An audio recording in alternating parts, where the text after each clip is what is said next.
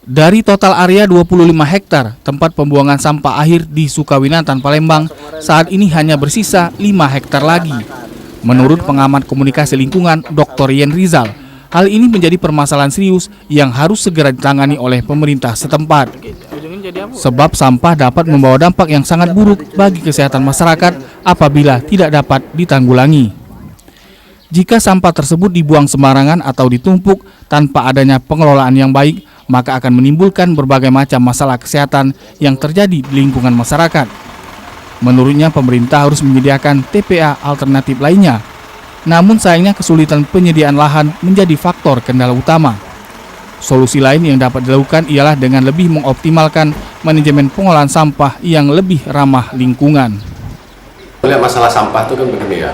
Pertama ada faktor kebiasaan ya, saya tidak menyebutnya budaya lah gitu. Kebiasaan dari masyarakat setempat gitu ya, yang belum disiplin di dalam menyelesaikan atau mengelola sampah rumah tangganya sendiri gitu kan. Nah, kebiasaan ini yang belum terbangun gitu untuk tertib dalam mengelola sampah gitu kan. Hanya kemudian masalahnya adalah ketika kita memproduksi sampah dari rumah, ini mau dibuang kemana? Ini persoalan TPS. Nah, ini juga masih menjadi kendala gitu kan. Sampah juga dapat menjadi penyebab bencana banjir jika tidak dilakukan pembersihan rutin di aliran sungai. Apalagi saat ini kota Palembang memasuki musim hujan yang acap kali digenangi banjir. Tim Liputan TVRI Sumsel melaporkan.